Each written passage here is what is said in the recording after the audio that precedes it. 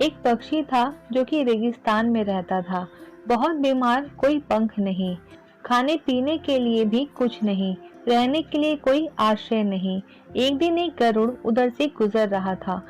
उस बीमार और दुखी पक्षी ने गरुड़ को रोका और पूछा, तुम कहाँ जा रहे हो? उसने उत्तर दिया कि मैं स्वर्ग जा रहा हूँ। बीमार पक्षी ने कहा, कृपया मेरे लिए पता करें कि मेरी पीड़ा कब तक समाप्त हो जाएगी। गरुड़ ने कहा कि निश्चित ही मैं पता करूंगा। गरुड़ ने इतना कहकर बीमार पक्षी से विदा ली। गरुड़ स्वर्ग पहुंचा और प्रवेश द्वार पर देवदूत को बीमार पक्षी का संदेश दिया। देवदूत ने कहा कि इस पक्षी के जीवन में अगले 7 वर्षों तक इसी तरह कष्ट लिखा हुआ है और अगले 7 वर्ष तक इसे इसी तरह कष्ट भोगना पड़ेगा। तब तक उसके जीवन में कोई खुशी नहीं है। गरुड़ ने कहा कि जब बीमार पक्षी यह सुनेगा तो वह निराश हो जाएगा।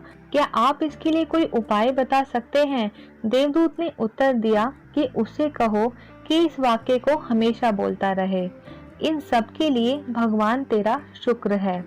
वापसी पर जब वह बीमार पक्षी गरुड़ से मिला तो गरुड़ ने उस स्वर्गदूत का संदेश पक्षी को दिया। 7-8 दिन के बाद जब गरुड़ फिर उधर से गुजर रहा था तब उसने देखा कि वह पक्षी बहुत खुश था और उसके शरीर पर पंख आ गए थे। उस रेगिस्तानी इलाके में एक छोटा सा पौधा लगा हुआ था। वहाँ पानी का एक छोटा सा तालाब भी बना हुआ था। चिड़िया खुश होकर चहचहा रही थी।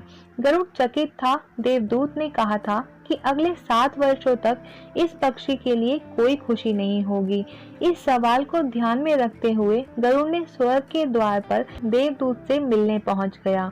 गरुड़ ने देवदूत से अपने मन में उठते हुए सवालों का समाधान पूछा।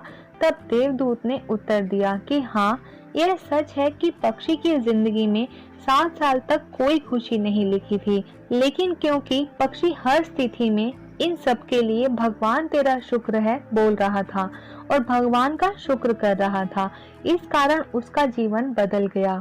जब पक्षी गर्म रेत पर गिर गया तो उसने कहा, इन सब के लिए भगवान तेरा शुक्र है।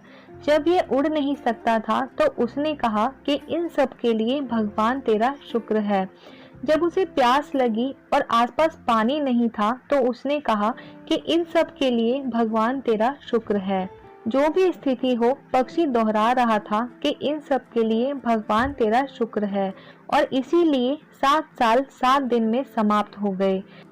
जब मैंने ये कहानी सुनी तो मैंने अपने जीवन को महसूस करने, सोचने, स्वीकार करने और देखने के तरीके में एक ज़बरदस्त बदलाव महसूस करा। इस भगवान के शुक्राने का मेरे जीवन पर वास्तव में गहरा प्रभाव पड़ा। मुझे लगने लगा कि मैं कितनी धन्य हूँ, कितनी खुश हूँ, जीवन कितना अच्छा है। इस संदेश को साझा करने का उद्देश्य हम सभी को इस बारे में अवगत कराना है कि शुक्राना और आभार का फल कितना शक्तिशाली है। यह हमारे जीवन को नया रूप दे सकता है, इसलिए आभारी रहे और अपने दृष्टिकोण में बदलाव देखें। हमेशा हर चीज और हर पल के लिए अपने मालिक, अपने गुरुदेव का सहृदय से धन्यवाद करते रहें। आशा करती हूँ आपको आज की ये कहानी पसंद आई होगी। अगर वीडियो अच्छी लगी हो तो इसे लाइक कीजिएगा। यदि आप मेरे चैनल पर नए हैं तो इसे सब्सक्राइब कीजिएगा। धन्यवाद।